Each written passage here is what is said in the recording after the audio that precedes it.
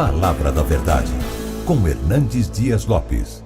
Meus irmãos, nós vamos abrir a Palavra de Deus no Evangelho de Jesus Cristo, conforme o relato de Mateus.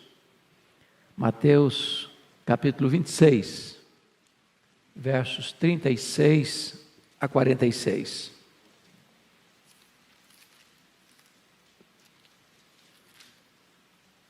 Mateus 26, 36 a 46. Jesus no Getsêmani. Está escrito: em seguida foi Jesus com eles a um lugar chamado Getsêmani e disse a seus discípulos: assentai-vos aqui enquanto eu vou ali orar. E levando consigo a Pedro e aos 2 filhos de Zebedeu, começou a entristecer-se e a angustiar-se. Então lhes disse: a minha alma está profundamente triste até a morte. Ficai aqui e vigiai comigo. Adiantando-se um pouco, prostrou-se sobre o seu rosto, orando e dizendo: meu Pai, se possível, passe de mim este cálice. Todavia, não seja como eu quero, e sim como tu queres. E voltando para os discípulos, achou-os dormindo, e disse a Pedro: então nem uma hora pudestes vós vigiar comigo? Vigiai e orai, para que não entreis em tentação. O espírito, na verdade, está pronto, mas a carne é fraca. Tornando a retirar-se, orou de novo, dizendo: meu Pai, se não é possível passar de mim este cálice sem que eu o beba, faça-se a tua vontade. E voltando, achou-os outra vez dormindo, porque os seus olhos estavam pesados. Deixando-os novamente, foi orar pela terceira vez, repetindo as mesmas palavras. Então voltou para os discípulos e lhes disse: ainda dormis e repousais? Eis que é chegada a hora, e o Filho do Homem está sendo entregue nas mãos dos pecadores. Levantai-vos, vamos!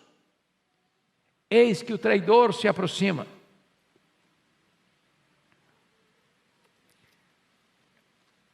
Meus amados irmãos, na terça-feira da chamada Semana da Paixão, somos informados pelo evangelista Marcos que os principais sacerdotes e os escribas tramavam a prisão de Jesus, a traição, com o propósito de matá-lo depois da festa da Páscoa. Muito provavelmente, foi nesta terça-feira que Jesus se reúne com os seus discípulos, a convite de Simão, o leproso, em sua casa, para um banquete, onde Maria, irmã de Marta e Lázaro, unge a sua cabeça e unge-o preparando-o para a sepultura. É provável que seja nessa terça-feira que, frustrado com o fato de Maria ter derramado aquele perfume caro sobre a cabeça de Jesus, avaliado em mais de 300 denários, e ele era ladrão e queria embolsar esse dinheiro, e que ele saiu dali de Betânia para ir a Jerusalém vender Jesus para o Sinédrio, para os membros principais do Sinédrio.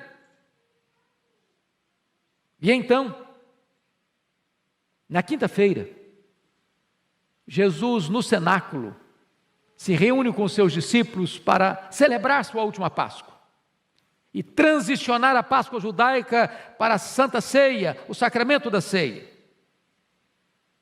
E ali Jesus Cristo ensinou as lições mais preciosas para os seus discípulos. Falou para eles do céu, falou para eles da segunda vinda, falou para eles do derramamento do Espírito Santo, prometeu a eles a sua paz. Ali o Senhor Jesus Cristo lavou os pés dos seus discípulos. E ali no cenáculo, Satanás entrou em Judas, o traidor. Depois de inaugurar a nova aliança em seu sangue, instituindo a ceia, Jesus cantou um hino e saiu com seus discípulos naquela noite fatídica, quando o sinédrio tramava a sua morte, quando os bastidores eclesiásticos já conspiravam contra Jesus. Também Jesus alerta Pedro que naquela noite Pedro negaria. E então eles saem do Monte Sião, do cenáculo, descem as encostas, atravessam o Vale do Cedron e penetram no jardim do Getsêmani, lugar conhecido e costumeiro onde Jesus orava. Aquele local tinha ali oliveiras, ali também tinha prensa de azeite, as azeitonas eram esmagadas. E diz a Escritura que quando Jesus entra nesse jardim para a oração, ele deixa 8 dos seus discípulos para trás e chama Pedro, Tiago e João, diz: vem comigo. E aí ele abre o coração para eles. E aí ele admite para eles a sua angústia, a sua dor, a sua tristeza. E ali Jesus passa por aquilo que nós chamamos do vale mais profundo da dor e do sofrimento, seu Getsêmani. À guisa ainda de introdução, eu quero dizer a você que, embora usemos esse texto para retratar o vale da nossa dor, o Getsêmani foi único na vida de Jesus. Nenhum ser humano jamais terá condições sequer de entender plenamente o que Jesus enfrentou no Getsêmani. Nenhum ser humano jamais vai enfrentar a dor e o sofrimento que Jesus suportou no Getsêmani. Por mais atroz que seja a dor, por mais amarga que seja a angústia, por mais dolorosa e prolongada que seja a experiência de sofrimento que você venha a passar, jamais você e eu saberemos o que foi o sofrimento de Jesus. Porque ali não foi apenas um sofrimento físico. Ele estava sendo preparado ali certamente para enfrentar a cruz. Ele sabia dos pregos que haveriam de rasgar as suas mãos, que haveriam de cravar os seus pés. Ele sabia também o sofrimento emocional de ser cuspido pelos homens. Ele sendo o Criador, o Rei da Glória, o Deus bendito eternamente. Ele sabia do seu sofrimento moral de ser crucificado entre 2 ladrões e salteadores, como um criminoso. Mas certamente a dor mais aguda, a dor mais terrível e amarga, que ele chamou de um cálice, passe de mim este cálice, foi a sua dor espiritual. Foi entender que aquele cálice se tratava da terrível e profunda e justa ira de Deus, que devia cair sobre a sua, a minha, a nossa cabeça, e que Jesus toma gota a gota, sorvendo todo aquele cálice da ira de Deus, que devia cair sobre nós. Pois bem, amados, eu gostaria que você olhasse comigo que esta experiência de Jesus retrata para você e para mim hoje as provas que nós enfrentamos nos vales da vida, com essa diferença de proporção. Eu sei que 2020 parece que não acabou. Nós só mudamos o calendário, mas a luta continua, da mesma natureza, com as mesmas preocupações, talvez com reverberações ainda mais densas e pesadas. Eu não sei a história de cada um, mas quando você caminha no meio de uma multidão e às vezes olha aquela multidão passando, indo, vindo, passando, indo e desaparecendo das suas vistas, cada pessoa esconde uma história de dor. Seja um jovem, seja um homem maduro, uma mulher madura, seja uma pessoa de cabelos brancos, ou já com a sua face sulcada de rugas. Há uma dor que lateja, que pulsa. Eu não sei quais são as provas, eu não sei quais são suas dores, eu não sei quais são os seus dramas, eu não sei quais são as suas lutas, eu não sei quais são os seus vales, eu não sei qual é o seu Getsêmani. Mas eu queria hoje, à luz desse texto, olhar com você que tipo de provas nós enfrentamos nesse vale. Primeiramente, olha comigo o verso 38. Enfrentamos a tristeza e a angústia.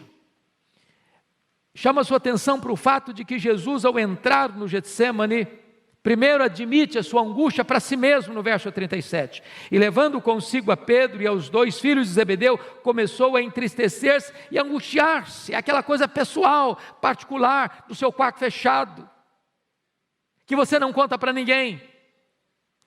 É aquele drama que você está vivendo, e só você e Deus sabem.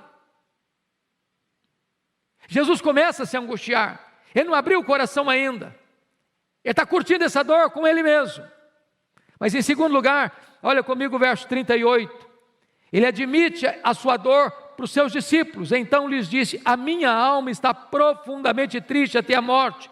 Ficai aqui e vigiai comigo. Agora ele conta essa dor não para a multidão, não para os 11 discípulos, porque Judas não está mais. Ele conta esta dor, essa angústia para os 3 mais próximos, Pedro, Tiago e João. Há determinados sofrimentos na nossa vida, irmãos, tão profundos, tão agônicos, tão amargos, que você não tem coragem de contar para os seus colegas. Você só conta para a gente da sua intimidade. Mas notem comigo, no verso 39, Jesus mostra agora esta angústia para o Pai. Adiantando-se um pouco, prostrou-se sobre o seu rosto, orando e dizendo: meu Pai, se possível passe de mim este cálice, todavia não seja como eu quero, e sim como tu queres. Agora ele coloca essa angústia diante do Pai. Ele enfrenta com ele mesmo, conta para os seus discípulos mais próximos, e agora conta para o Pai. Meus amados irmãos, Jesus passou tristezas no seu ministério. Ele ficou triste e chorou com a morte de Lázaro. Ele se entristeceu e chorou quando ele entrou em Jerusalém. Mas agora Jesus está revelando a sua humanidade e evidenciando a sua tristeza no seu Getsêmani. Ele começa a se entristecer. Ele confessa a sua tristeza. Ele chama e clama: se possível passe de mim esse cálice. Ele ora 3 vezes para que isso aconteça. Então eu quero afirmar a você que está aqui hoje, talvez passando por lutas na sua vida, na sua casa, que a tristeza e o sofrimento e a angústia não é uma coisa estranha à vida cristã. Mas talvez você pergunte: por que Jesus estava angustiado? Qual era a causa? Será que era a consciência de que de fato Judas haveria de entregá-lo? Será que era o conhecimento que ele já tinha alertado que Pedro havia de negá-lo? Será que era a realidade que ele mesmo havia dito aos seus discípulos: nesta noite todos vós vos escandalizareis comigo, como está escrito, ferirei o pastor e as ovelhas ficaram dispersas e os seus discípulos o abandonariam? Será que era a consciência prévia de que ele seria preso, porque aquela era a hora das trevas, e o sinédrio, com a sua orquestração, haveria de botar a mão nele e contratar testemunhas falsas para acusá-lo, e cuspir nele e espancá-lo? Será que era a consciência que ele tinha de que ele seria condenado pelo governador romano e ser crucificado, com todas as implicações atrozes dessa execução? E certamente, amados irmãos, não obstante ter o aspecto temporal desse sofrimento, físico desse sofrimento, moral desse sofrimento, o sofrimento de Jesus é eminentemente espiritual. É a certeza de que ali na cruz, ele haveria de dar um grito de desespero: Deus meu, por que me desamparaste? Por que o pai desamparou seu próprio filho na cruz? Descuido? Desamor? Falta de solidariedade? Talvez esteja aqui, irmãos, o maior mistério do quanto Deus nos amou.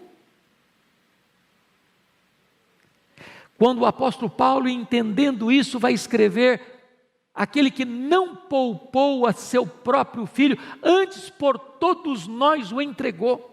Entregou a quê? A morte de cruz. Quando Jesus Cristo se coloca no seu lugar e oferece o seu peito para suportar a espada da lei. Quando a condenação que haveria de vir sobre a sua vida, ele recebe sobre ele mesmo, porque diz a Escritura que ele foi carregando sobre o seu corpo, no madeiro, os nossos pecados, e naquele momento ele foi feito pecado por nós. Não havia beleza nele. Ele foi feito maldição em nosso lugar. O sol escondeu o rosto dele, o pai escondeu o rosto dele, e ele tem completo entendimento do que significa isso: ser apartado do pai, ser separado do pai, e então o pai pune nele o pecado que deveria punir em mim, e então ele bebe este cálice amargo do juízo de Deus, que devia cair sobre a minha cabeça. É por isso que ele está angustiado. Quantas vezes, neste grau humano, você e eu também temos que passar pelo Getsemane da dor, da tristeza, da angústia. E há um momento em que você compartilha com muitos, há um momento que você compartilha com os amigos mais próximos, mas há um momento que você só pode compartilhar com Deus. Mas em segundo lugar, irmãos, Jesus enfrenta, e nós enfrentamos também, o Getsemane, ou o vale da solidão. Da solidão. Diz a Escritura lá em João 6:66, que muita gente já havia abandonado Jesus por causa do seu discurso. Agora em Mateus 26:56, Jesus alerta que os seus próprios discípulos haveriam de abandoná-lo. Mas pior do que tudo isso, foi Jesus suportar o abandono do próprio Pai. Deus meu, por que me abandonaste? Muitas coisas Jesus disse às multidões que o acompanhavam. Outras coisas Jesus disse para os 70. Outras coisas Jesus disse para os 12. Outras coisas ele disse só para os 3 mais achegados. Mas na hora da sua luta mais profunda, quando ele suava sangue, ele estava literalmente sozinho. Você sabe disso. As dores mais fortes que saltam e saltejam e pulam e pulsam na nossa alma são aquelas que nós as enfrentamos nas noites escuras da alma, sem falar para ninguém. Só Deus sabe, só Deus vê, só Deus sonda. É a solidão. Foi o que Paulo sentiu na masmorra mamertina, na antessala do martírio, quando ele diz: todos me abandonaram. E ele disse ainda: na minha primeira defesa ninguém foi a meu favor. É aquele momento da solidão, e Jesus passou, e nós vamos passar também.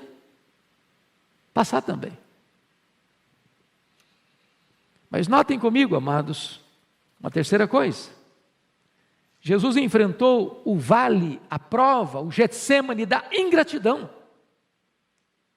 Se você parar para imaginar que Jesus chama Judas Iscariotes como um apóstolo, se você imaginar que Jesus capacita este homem, treina este homem para pregar, e ele prega. Se você imaginar que dentre os 12 que Jesus chama, a única pessoa que recebe um cargo de confiança foi Judas Iscariotes. Se você parar para imaginar que até mesmo na hora em que Jesus sabe que Judas é um ladrão, que Judas é do diabo, que Judas vai traí-lo, que Judas já o vendeu para o sinédrio, ainda Jesus lava os seus pés. Se você imaginar que quando Judas capitaneia a turba que vem armada até os dentes para prender Jesus como se ele fosse um perigoso criminoso, e Judas entra para liderar a turba, para dar a senha para que Jesus seja preso, deposita na face santa de Jesus o beijo traidor, e Jesus o chama de amigo. Se você imaginar que Pedro, que garantiu a Jesus que ainda que todos o abandonassem, ele jamais, porque estava pronto a ir com ele para a prisão e para a morte, e Pedro vai negá-lo covardemente. Se você parar para imaginar que todos os outros disseram, não, nós estamos prontos a ir contigo também para a prisão e para a morte, e todos fugiram acovardados. O que Jesus está enfrentando aqui é o drama da ingratidão. Ingratidão. E sabe, amados, talvez das dores da alma, uma das mais profundas, é quando as pessoas em quem você investiu, viram as costas para você, ou apunhalam você pelas costas, nas horas mais cruciais da sua vida. É o que Jesus está enfrentando, e que talvez nós um dia enfrentaremos. Mas a questão básica que eu quero destacar não é nem as provas, mas é como vencer essas provas. Como Jesus venceu essas provas? Primeiramente, através da oração. E sabe, Jesus deixou isso claro para os seus discípulos. Jesus tinha consciência daquela hora. Os discípulos deviam ter consciência dessa hora, porque saber que nos bastidores a coisa estava densa, eles sabiam. E Jesus os alertou, vigiai e orai, para que não entreis em tentação. E Jesus então, diz a Escritura, ele vai orar. E quando Jesus vai orar, ele tem 5 aspectos muito claros da sua oração. Primeiro, olhem comigo, amados irmãos, por gentileza. Jesus ora com humilhação. Pensa comigo nisso. Eu, quando leio esse texto, eu fico com o coração compungido, porque Jesus é o Rei da Glória, Ele é o Criador do universo. E diz a Bíblia que Ele se prostra, com o rosto no chão. E Hebreus 5,7 nos faz entender melhor. Ele ofereceu clamores ao que podia libertá-lo da morte, com forte clamor e lágrimas. Jesus não está só orando, não, Ele está chorando. Ele não está só orando e chorando, não, Ele está prostrado.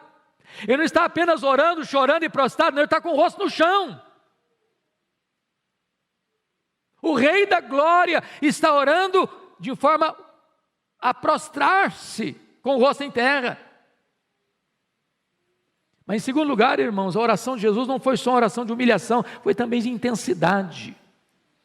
Porque se você olha o relato de Lucas, Lucas disse que no segundo período de oração, foram 3, a agonia dele, aliás, na segunda período da oração, o anjo veio para consolá-lo, mas o anjo não veio para consolá-lo no sentido de livrá-lo da batalha, mas de fortalecê-lo para a batalha mais renhida ainda.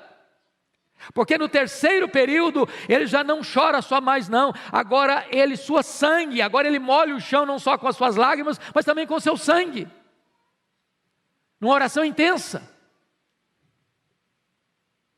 Mas em terceiro lugar, a oração de Jesus foi perseverante, ele orou 1, ele orou 2, ele orou 3 vezes. E Mateus nos informa que ele orou não apenas 3 meses, mas ele repetiu as mesmas palavras. Que palavras? Pai, se possível, passe de mim este cálice. Pai, se possível, passe de mim este cálice. Mas talvez quando você lê, é uma frase. É uma frase. Mas o primeiro período de oração de Jesus durou pelo menos 1 hora, porque a queixa de Jesus com Pedro foi essa: nem 1 hora pudeste vigiar. Nem 1 hora. Eu não sei se você tem o hábito de orar, mas se você não tem, experimente dobrar os seus joelhos e orar 1 hora ininterruptamente. Sabe o que vai acontecer? Você não vai ter assunto. Não vai ter. Quem não tem o hábito de orar, ora 5 minutos, não tem mais nada para falar.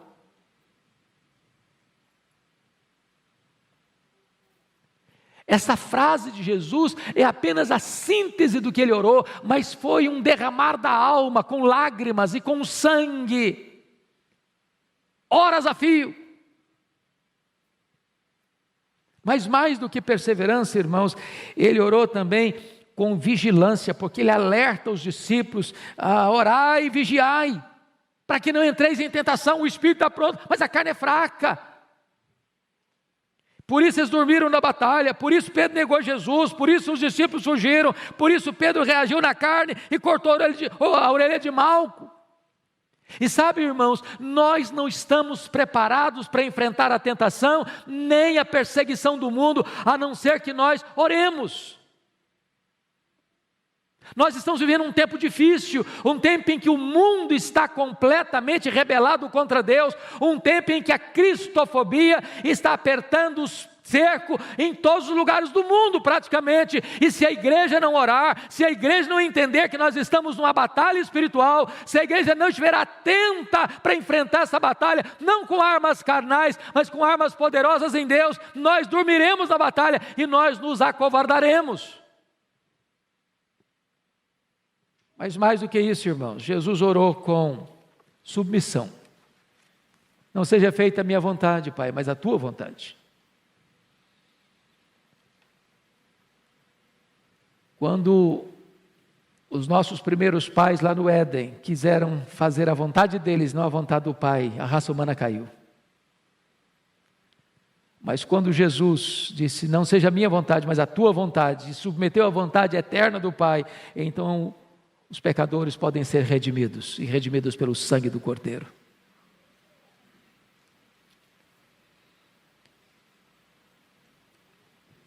Como é que Jesus enfrentou este vale das provas? Em terceiro lugar, ele enfrenta, meus amados irmãos, com plena, profunda e segura confiança no Pai. É Marcos 14:36 que nos informa isso, que Jesus se dirigiu ao Pai chamando de Abba Pai. Só Marcos nos informa isso. E esta é uma expressão que poderia ser a mesma de um filho pequeno se dirigindo ao seu pai, dizendo papai. Naquela confiança segura, plena, no descanso, de que o pai está no controle, de que o pai sabe o que faz, de que o pai não vai desamparar, que o pai não vai deixá-lo só. Tem horas, irmãos queridos, que esta confiança em Deus é que nos dá a vitória nas provas da vida. É você saber que você pode estar fraco, você não tem força em você mesmo, mas você diz, Abba Pai, Paizinho, eu sei que Tu me conheces, eu sei que Tu me amas, eu sei que o Teu plano é perfeito, eu sei que Tu estás comigo, eu sei que Tu não vais me desamparar, eu sei que Tu vais me restaurar, eu sei que Tu vais me dar força, e então você diz, Abba Pai, confiança, segurança. Mas em terceiro lugar, irmãos, Jesus enfrenta este vale da prova buscando solidariedade. Preste bem atenção nisso. Jesus era perfeitamente Deus, Jesus era perfeitamente homem. Quanto Deus, ele não precisa da solidariedade humana, ele é Deus, autossuficiente, onipotente, todo-poderoso. Ele chegou a dizer para Pedro, quando sacou a espada para decepar a orelha de Malco, guarda essa espada, se eu precisasse de ajuda eu rogaria ao Pai, Ele me mandaria aqui mais de 12 legiões de anjos, mais de 72 mil anjos. Mas conquanto o homem, expressando a sua completa natureza humana, ele pediu solidariedade, ficai comigo, vigiai comigo. Há momentos, irmãos, que nós enfrentamos lutas também. E nestas horas nós precisamos ter a coragem de fazer o que Jesus fez. Fica comigo. Vigia comigo. Eu preciso de você. Preciso da sua companhia. Preciso da sua presença. Foi o que Paulo fez com Timóteo. Ô Timóteo, procura vir ter comigo depressa. Eu preciso de um ombro amigo. Eu preciso de alguém do meu lado. Venha rápido, venha no inverno. Quando você vier, traz o Marcos com você. Eu preciso de gente do meu lado. Quem são os seus amigos? Para quem você pode dar um telefonema e dizer, venha para cá? Com quem você tem liberdade de dizer, olha, eu preciso que você venha não só orar por mim, mas venha orar comigo.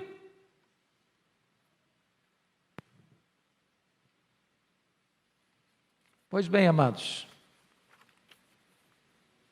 mas Jesus enfrenta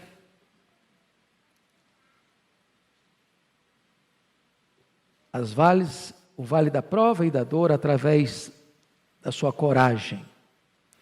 Porque notem comigo, verso 46, Jesus diz para os seus discípulos, levantai-vos, vamos, eis que o traidor se aproxima. Ele não ora para fugir, ele ora para enfrentar. Oração não é método de fuga, oração é capacitação de enfrentamento. E é João que escreve sobre o Getsêmani numa outra perspectiva. João não aborda os dramas de Jesus no Getsêmani. O relato de João é para mostrar a vitória de Jesus. Porque quando a turba está chegando, armada, com porretes, com espada, com soldados, com liderança do Sinédrio, com Judas capitaneando a turba, naquela noite trevosa, é Jesus quem se apresenta e pergunta, a quem buscais? Responderam, a Jesus o Nazareno, e Jesus sou eu, e caíram por terra. A hora que se levantaram, Jesus pergunta de novo, a quem buscais? Ah, Jesus o Nazareno, pois sou eu. Em outras palavras, meus irmãos, quando Jesus se levanta do seu terceiro período de oração, não tem mais angústia, não tem mais choro, não tem mais sangue sendo derramado no chão de suor. Tem coragem, tem determinação, tem preparo, tem enfrentamento. Você não vai notar nenhuma palavra de Jesus mais de angústia. Ele vai ser cuspido, ele vai ser esbordoado no sinédrio, ele vai ser condenado e açoitado no pretório romano, ele vai carregar um lenho maldito sobre as ruas de Jerusalém, ele vai ser crucificado. Não tem uma palavra sequer onde ele demonstra a sua tristeza. Sofrimento sim, tenho sede, mas triunfo, vitória, segurança, vitória e determinação. E ele encerra dizendo, está consumado, Pai, nas tuas mãos eu entrego o meu espírito. Amados irmãos, é muito importante você entender isso, que nós precisamos de orar para termos coragem, coragem. Eu li há pouco tempo uma frase muito curiosa, são esse tipo de sabedoria popular, na carroceria, na traseira de um caminhão, no paralama de um caminhão. E a frase era essa: se correr, o bicho pega, se ficar, o bicho come, mas se orar, o bicho foge.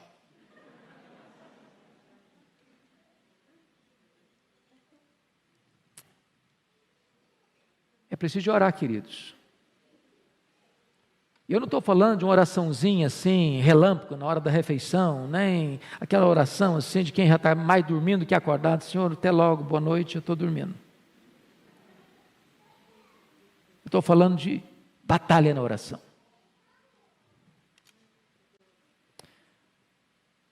Louvado seja Deus, o Senhor Jesus, conforme Lucas 22, 43, recebe também o consolo do Pai. Vem um anjo para consolá-lo.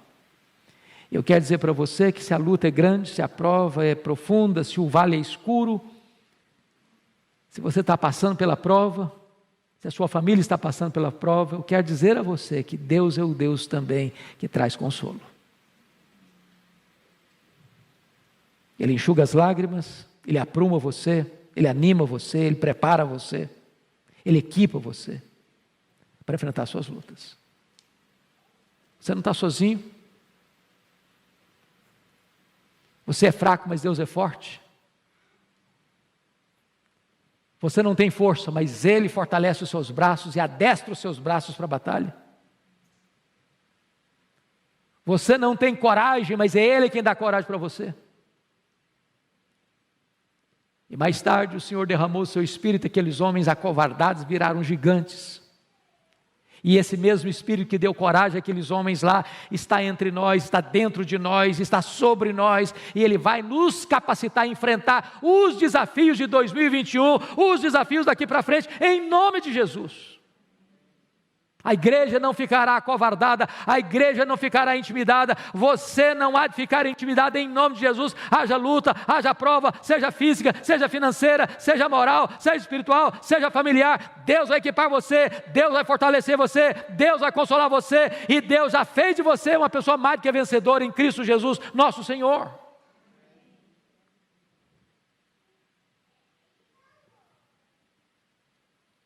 Eu quero concluir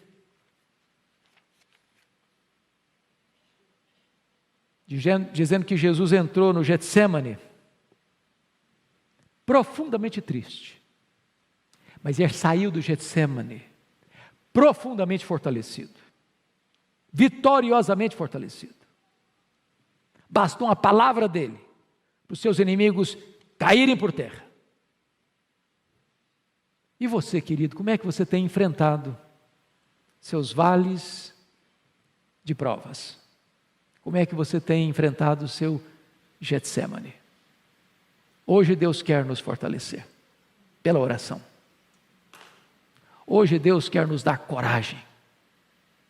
Hoje Deus quer nos dar a disposição e a humildade de dizer para alguém próximo de nós: olha, eu preciso que você fique comigo. Fica do meu lado, vigie comigo. E hoje Deus é poderoso para mandar não só um anjo, mas a própria terceira pessoa da Trindade, o Espírito Santo, como Supremo Consolador, que está em você, que habita em você, que transborda de você, para confortar sua alma, para enxugar suas lágrimas, para terapeutizar sua dor e para fortalecer você, para você ser corajoso e mais do que vencedor. Vamos ficar em pé, queridos, e vamos orar.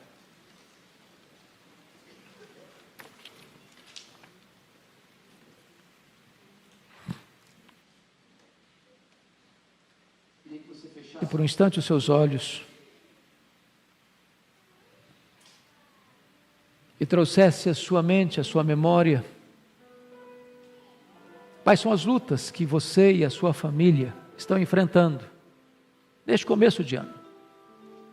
Quais são seus temores? O que é que tem preocupado você, tirado o seu sono?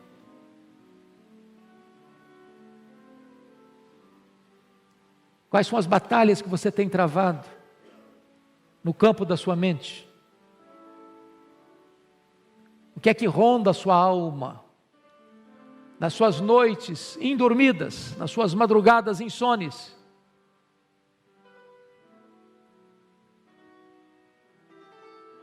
Muito embora nós jamais enfrentaremos um Getsêmani com a mesma natureza daquele que Jesus enfrentou, nós também passamos pelos nossos vales. E como Jesus enfrentou, seus princípios são os mesmos para nos dar vitória. E hoje eu gostaria que você saísse daqui, meu amado irmão, não como alguém acovardado, não como alguém com medo, não como alguém que está anteriormente já derrotado pelas circunstâncias, mas entender uma coisa: o Abba Pai, o seu Pai, está no controle, Ele ama você, Ele cuida de você, Ele sabe o que você está passando, e Ele é poderoso para consolar você e dar vitória a você nessas lutas e nessas provas. Senhor Deus, em nome de Jesus, nós oramos para que Tu tragas consolo para a nossa alma, força, ânimo para o nosso coração. Tu bem conheces as lutas que cada pessoa aqui vive e passa. Aquelas, Deus, que muitas vezes nem sequer são compartilhadas com um amigo mais próximo, mas Tu conheces. Em nome de Jesus, segura firme na nossa mão. Adestra as nossas mãos para a batalha, Senhor. Fortalece a tua igreja, anima a tua igreja, ensina-nos, Deus, a orar, orar e orar. Ensina-nos, Deus, a termos vitórias na oração, para que ao entrarmos no nosso Getsemane, embora tristes e abatidos, saiamos dele, Senhor, encorajados e vitoriosos. Abençoa a tua igreja, abençoa o teu povo, aqueles que estão nos acompanhando, Deus, nos diversos lugares do mundo, onde cada um estiver, põe a tua mão